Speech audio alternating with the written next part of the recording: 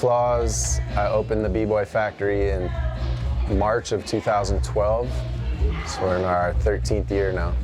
I lived in Korea for 18 months teaching English, and in Cambodia, in Phnom Penh, working at a hip-hop outreach center called Tiny Toons. And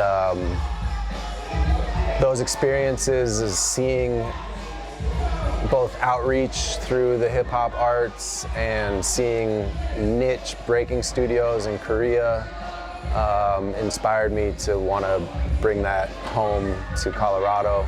My other big influence was just hip-hop culture. I actually started writing graffiti before I was actually breaking.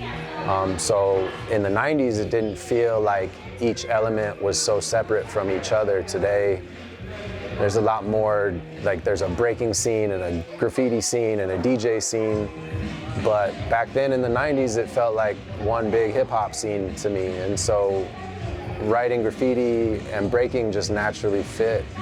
My name is Jester1. That's Jester with a J, my graffiti name. I'm in Kings Destroy, Denver, Colorado. I've been in Kings Destroy since 2014, so 10 years, repping Denver. I've been an artist all my life, and I'll be 50 in a couple months, but I haven't officially been a graffiti artist until about 1993, so 31 years I've been doing graffiti. Yeah, so as a kid, I was always into hip hop. I was always a b-boy. I used to breakdance a lot. That was my first element of hip hop that I did. But when I watched Beat Street, I must have been, I don't know, 10 years old or 9 years old. I saw them doing graffiti, and excuse my French, but I just had to fucking do that. I couldn't think about anything else. All right, in breaking we have 4 elements, 4 parts of the dance traditionally. The first one is called top rock. Top rock is the upright portion of our dance, where we're standing up and we're really connected to the rhythm of the music, dancing with the break of the break beat. Footwork is the ground level, either sort of a crab position or a push-up position. We're creating patterns of steps with different kicks. And we have power moves. These are the iconic spinning moves, the head spins, the back spins, the really acrobatic spinning moves. Freezes are the poses, creating shapes, creating pictures with our body, holding it to the beat. I think breakdancing teaches a lot of important values and skills. I mean, there's the art, the traditions of the dance and the culture, but beyond that, breaking requires a lot of discipline.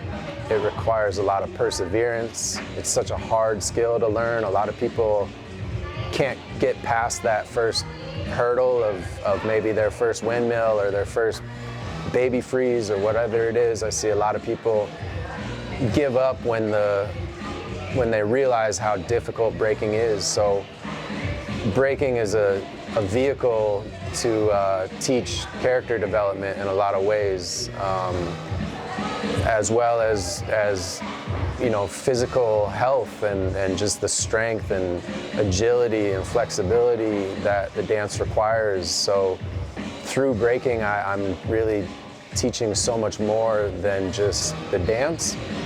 And at the same time, you know, I love this art form.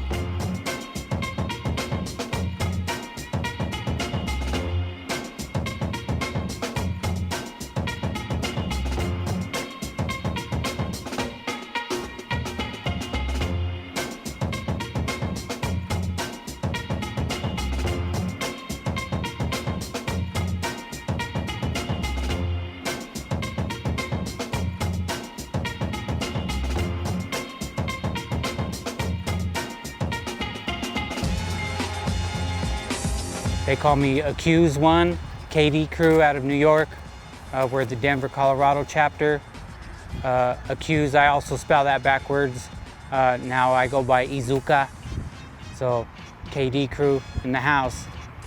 So I've been an artist my whole life since I could pick up a pencil. Started out doing like penitentiary style artists because a lot of my family came in and out of the joint. Cholos, you know, a lot of that culture, Hispanic culture style art, lowrider art. And then the first time I saw a train going by on the tracks, I just fell in love with the letters and just that style of art.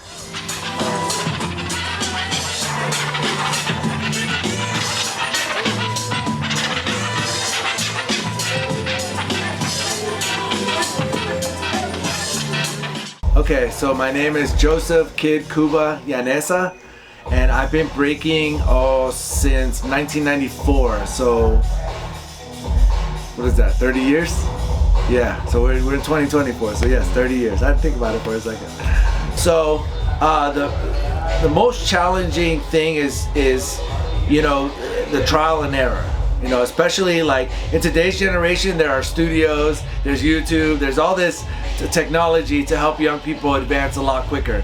In my day, we didn't have any of those resources. We just had music videos. If you were lucky enough to get a tape from someone who went with a giant video recorder to one of these events, and you got a dub of a dub of a dub of a dub, you know, you were able to get that, awesome. But in most cases, it was like you see it, no one was there to teach you how to do it. You just try it, you try it, you try it, you bang something, you scrape, you bleed, you swell. You know, a lot of people would just give up at that point, you know, because they're like, man, this is too hard. You know, I can't take the abuse on my body.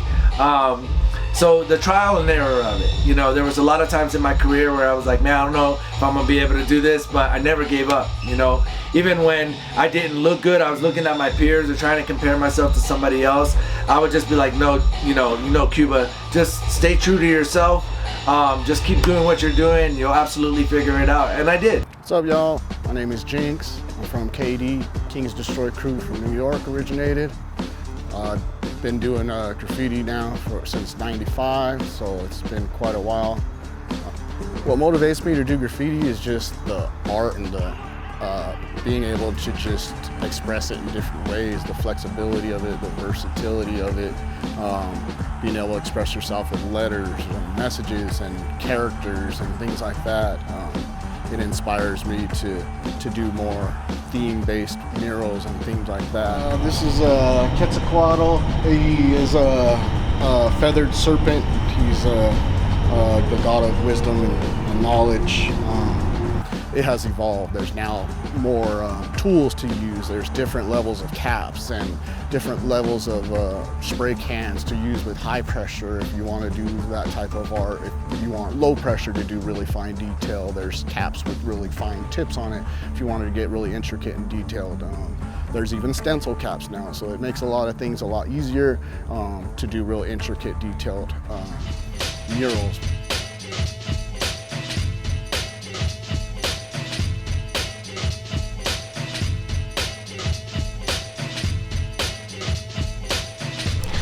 My name is Sophie Sam Brown. I go by Sophie Smokes, and I've been breaking since I was about 15 or 16 years old, but took a break in my 20s and went back in my late 20s. I feel like breaking connects me to the history and culture because obviously with breaking you don't need anything other than a dance floor.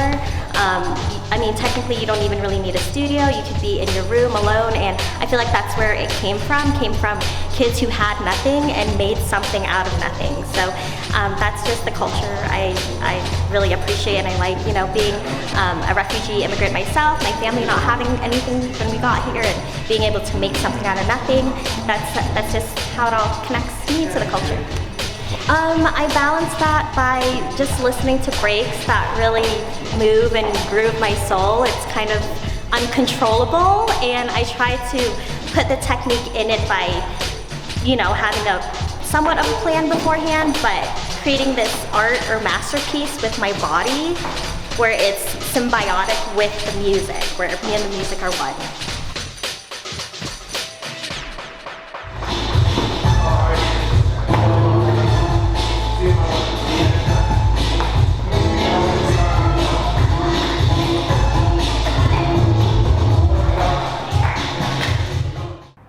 I write Rec 63.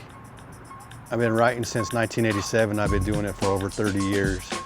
It became a time when I was getting old, I was starting to have kids, and I decided that just doing it under bridges and painting trains wasn't really for me as much. So I decided that I was gonna start doing graffiti legal walls, graffiti art.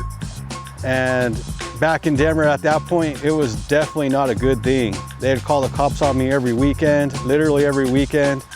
And at one point, I had to call dispatch, let them know I was out there, and the cops would stop coming. And so there was a lot of walls I had to knock down so that the people could do their art in Denver. Anybody that's in graffiti knows if you ain't getting permission, it's illegal. That's graffiti.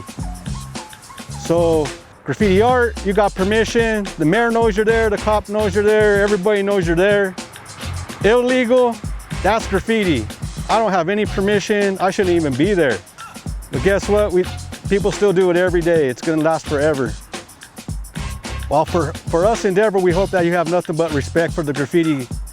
So my legacy would be that people forever respect each other's work, because at the end of the day, sometimes a lot of us don't live that long. So that would be my legacy, is have respect for each other.